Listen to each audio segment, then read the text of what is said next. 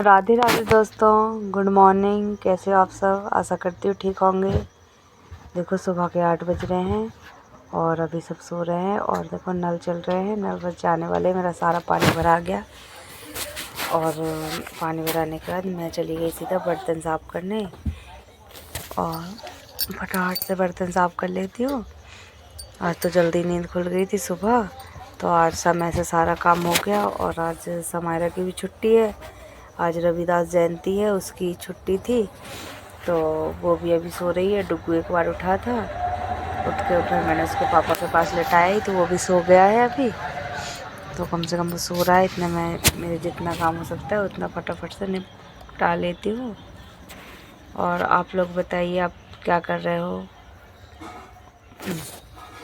और ना आज थोड़ी तबीयत सी भी ठीक नहीं लग रही सुबह से, ऐसा मतलब रात को भी थोड़ी हल्की सर्दी सी थी, तो मतलब रात को भी अच्छे से नींद नहीं लगी, इस कारण सुबह जल्दी नींद खुल गई। और देखो कितने सारे ढेर सारे बर्तन हो गए, क्योंकि रात को हम मॉल से 11 बजे आए थे और खाना ना खा के वहीं से आए थे। थोड़े बहुत बर्तन पड़े थे, तो अब वो सुबह साफ़ कर रही थी मैं। और फिर मैं जल्दी से बर्तन साफ़ करने के बाद मैं नहा के फटाफट से पहुंच गई मंदिर। और मंदिर गई जल चढ़ाने के लिए भोले बाबा के, क्योंकि कितने दिन हो गए मंदिर जा ही नहीं पाई। कल गई थी और आज भी गई। और आज तो पूर्णिमा है, तो पूर्णिमा के दिन चंद्रमौली भगवान की पूजा होती है। तो मैंने एक आखा दाना चढ़ाया, एक बेलपत्ती के झाड़ के पास गई, तो बेलपत्ती के झाड़ में एक भी बेलपत्ती नहीं मिली। फिर एक छोटी सी पलकन देखो कितनी सी मिली थी, फिर वो ला के मैंने बाबा को समर्पित करी। आजकल क्या है कि जे रोज़ रोज़ चढ़ाने लगे तो बेलपत्ती का झाड़ सूख, मतलब ऐसा हो गया है बिल्कुल एक पत्ती भी नहीं रहती। पलकन होती है उसी को सब तोड़ लेते हैं, वो बढ़ ही नहीं पाती है। तो एक बेलपत्ती बड़ी मुश्किल से मिली। फिर मैंने जल चढ़ाया जल्दी से और थोड़ा सा जल झीला घर के लिए, और फिर मैंने तिलक लगाया वो बाबा को और बैठ गई पूजा करने के लिए। और देखो घर आई तो अभी भी सब सो रहे हैं, 9:30 बज गए, उठने का नाम नहीं ले रहे कोई भी। दीदी के इधर भी दोनों बच्चियाँ, दीदी सब लोग सो रही है। पर अच्छा लगता है कि सब मतलब सब सोते हैं तो किचन नहीं होता, मन से जल्दी सारा काम हो जाता है। फिर मैंने अंदर की जल छिड़क के आई सब दूर, और मैंने कहा सूर्यदेव और तुलसी भैया को फटाक से जल चढ़ा देती हूँ। और देखो हमारी तुलसी जी कितनी बड़ी हो गई, छोटी सी लगाई थी, और एक तुलसी जी बेचारी वो उधर रखी है ना, वो तो एक बार सूख गई थी, अब उसमें फिर से पलकन आ रही है। तो मैंने फटाक से तुलसी मैया को जल चढ़ाया, प्रणाम किया। और देखो तो शिवलिंग रखी है, उन पर भी जल चढ़ा दिया मैंने। और अब मेरी पूजा हो गई, और पूजा करके दिन की शुरुआत बढ़िया मस्त हुई। आज तो अच्छा लग रहा था। और फिर देखो गांव से आने वाले हैं थोड़े से मेहमान, मतलब वो यहाँ पे आए थे जबलपुर कुछ काम से, तो मिस्टर जी कॉल आया था कि खाना ना बना लेना। तो फिर मैंने किसी पालक की सब्ज़ी और आटा मूँग के रख ली थी। अब मुझे पूरियाँ तलना है। और जो डुग्गू रो रहा था, फिर उसको कुरकुरे मंगवाए थे, जो देखो कुरकुरे खाने में लग गया है। और हम कब से मेहमान का इंतज़ार कर रहे हैं, मेहमान आ ही नहीं रहे थे, इस चक्कर में पूरा दिन ऐसे ही चला गया। और 11 बजे के बैठे, और आखिरी में 2:30 बजे के समथिंग मेहमान आए। अब भैया देखो बताओ, पूरा दिन हम कुछ कहाँ सिलाई मिलाई कुछ नहीं करके बैठे, अब हमने सोचा अब आ रहे आए वो 3 बजे। कुछ समझ ही नहीं आ रहा था क्या बनाऊँ, तो मैंने तो सिर्फ सब्जी बनाई और पूरियाँ तली और अच्छा सलाद काट दिया।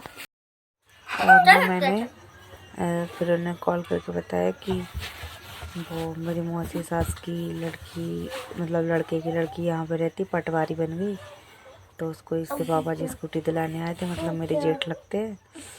तो बताया था कि उसके साथ 2 सहेली और आ रही।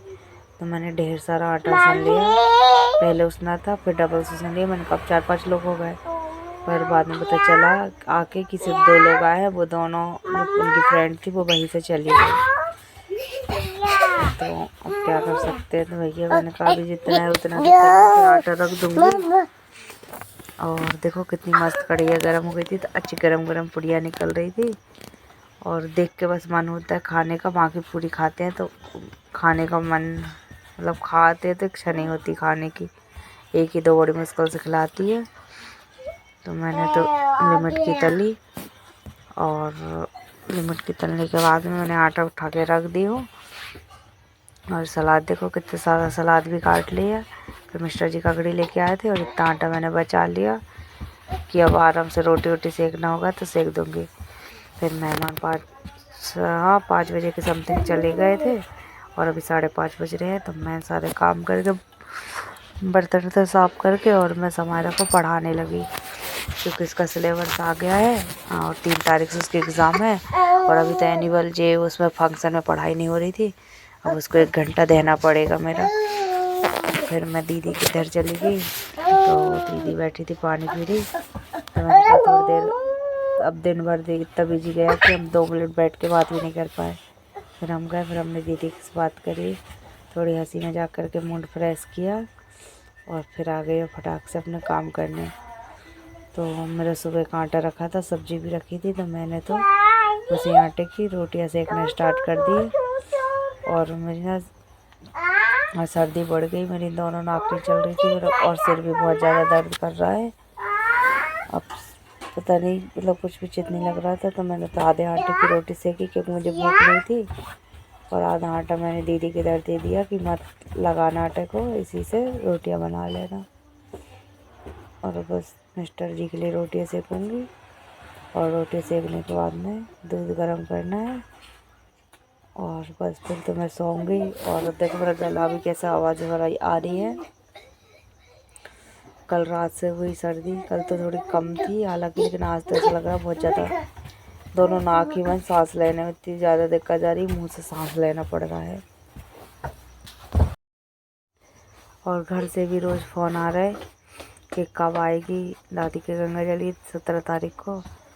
अब मन कर रहा है अभी चल जाऊँ। फिर मैं सोच रही समायरा का 2-3 दिन का स्कूल कर लो, कि इतने दिन से तो पढ़ाई हो नहीं रही थी, अब पढ़ाई स्टार्ट हुई। देखते हैं अब कब जाती हूँ। मेरी रोटी बन गई, तो मैंने कहा संग लगे फटाक से किचन और सेट कर देती हूँ, ताकि कोई काम नहीं बचेगा, तो मैं आराम से लेट जाऊँगी। मेरे सिर में बहुत तेज दर्द हो रहा है और गला भी जल रहा था, तो मैं फटाफट से लग गई किचन जमाने में। और ये देखो मेरी सारी किचन जम चुकी है। अब 1 आध रोटी खाऊंगी। मैंने तो पालक की सब्ज़ी नहीं खाई क्योंकि मन नहीं हो रहा था, अच्छी स्वाद ही नहीं लग रहा कुछ। फिर दीदी के घर से मैंने लाई थोड़ी सी गिलके की सब्ज़ी, उससे एक रोटी खाई मैंने। और देखो उसके पापा जी आए और आके नहाया उनने।